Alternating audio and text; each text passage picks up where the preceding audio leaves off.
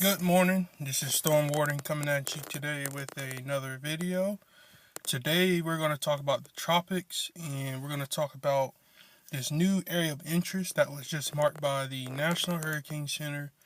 And I'm going to give you guys some honest meteorology, and I'm going to give you guys an overview of what we're dealing with, atmospheric conditions, and why I think that this storm has a slight chance of developing, but not a very high chance. And I'm gonna tell you some limiting factors and what I think might play a big role in whether this develops or doesn't develop.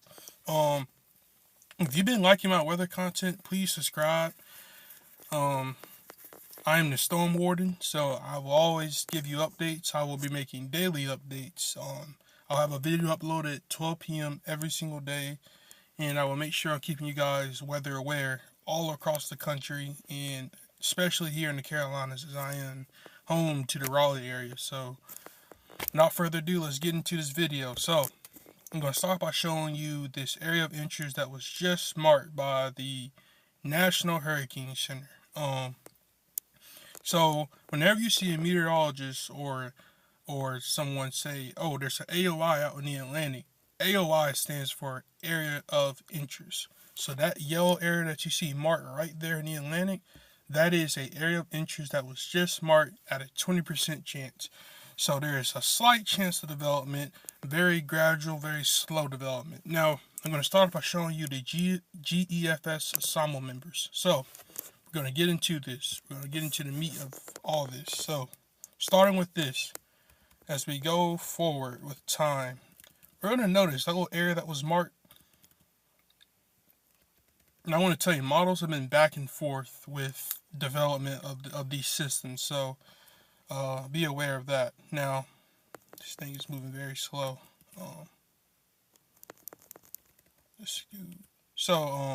Here we go. This thing is moving very slow this morning, guys. So, bear with me as this thing loads. As that's loading, though, I'm gonna go and show you a limiting factor that I think is definitely a limiting factor.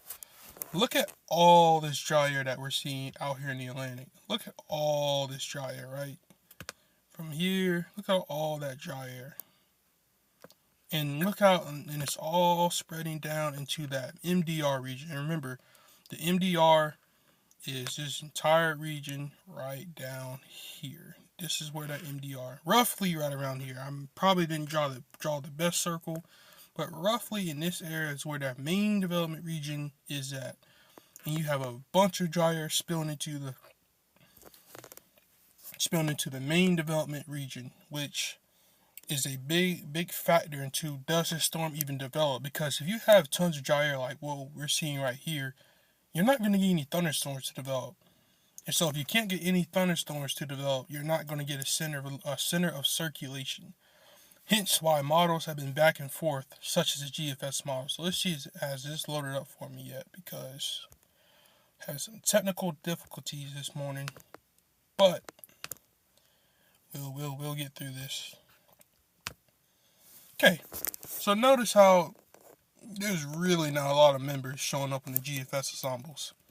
Part of that reason is because you're having so much dry air. Now, granted, yesterday when we looked at when the 18G ensembles came out, these were all light. There were many members showing a significant threat of a tropical cyclone over the western Atlantic.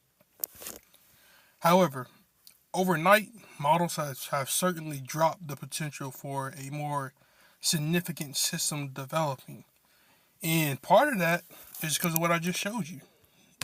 All this dry air that's over the Atlantic right now. There's tons of it. And we're still seeing dry air intrusions coming in. And guys, I'm going to let you know that the background state of the Atlantic right now is actually favorable. We have favorable upper level flow, barely any wind shear, and we have very warm ocean waters. But right now what we're seeing dry air being the top limiting factor, and it's playing a huge part in why we aren't seeing storms develop. Because dry air is like a cap it's like a cap on the atmosphere. When you have too much dry air, what it's doing is it's not allowing storms to actually develop. You know, it's kind of like whenever we have severe weather, and you'll hear the term cap. A cap is basically a tons of dry air in the upper levels of the atmosphere that's just like put a lid on it on cumulonimbus clouds able to build into showers and thunderstorms. So that's what we're having. We're having this inability for cumulonimbus clouds to build into substance and create shower storms, and then therefore create a low level circulation or a low pressure. And we're just not seeing that out in the Atlantic at all right now.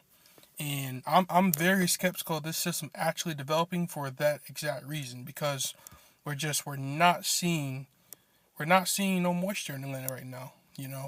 Even though we have a favorable background state with no wind shear, very warm SSTs, which shorten that warm ocean waters, we're just in a really we're just in one of those spots where there's just a ton of dry air, and it's just been a limiting factor for most of the season this year. So the GFS ensembles, they're not very happy. They're not very excited with this system. And I took out the forecast hour 246 because why not? I don't want to go out any further than that because we're starting to get into an unreliable range. But yeah, there's not much development showing up in this model run, and so that's something to watch out for as well.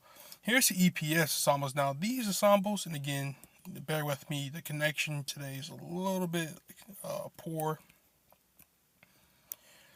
We'll just go out in time.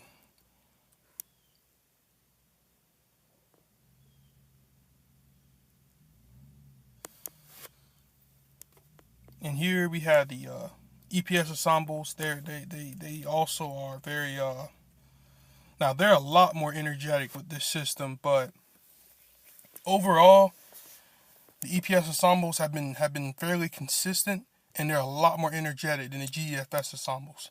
I will note though that the Dermatixted Euro run has also dropped development of this new area of interest.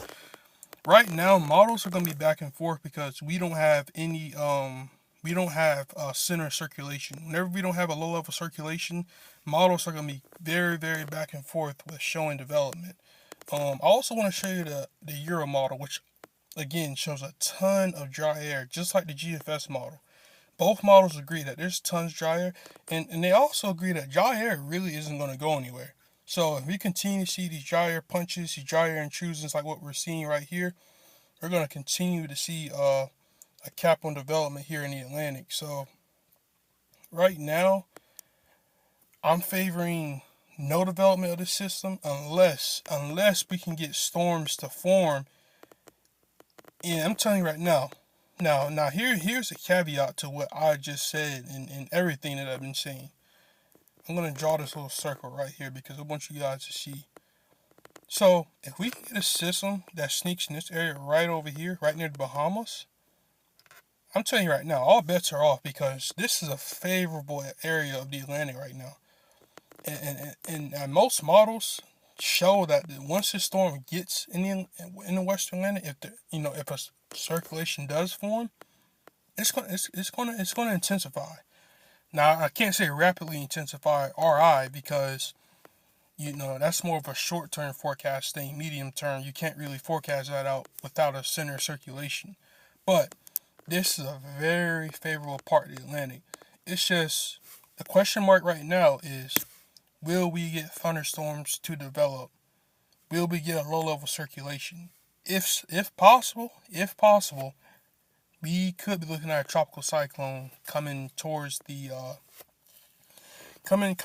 Western Atlantic. As far as steering currents right now, I'm not really going to get into that because that's not really something that I should forecast, or I don't feel comfortable forecasting without a storm actually out in the Atlantic.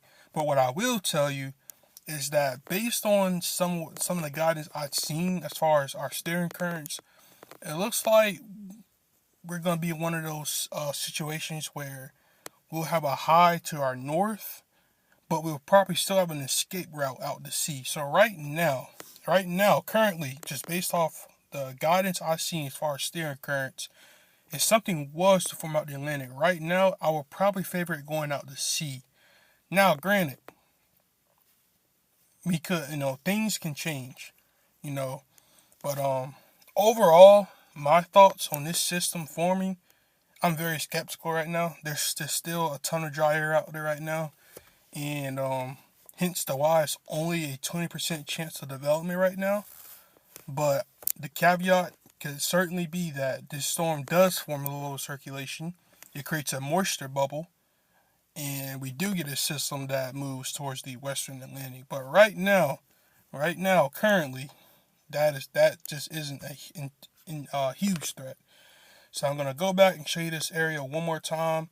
Again, area of interest, 20%. So watch out for that.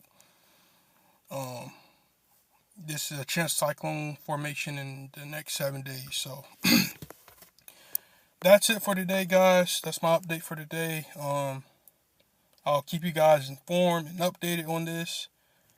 This is Storm Warden, and I will be back tomorrow with another weather update.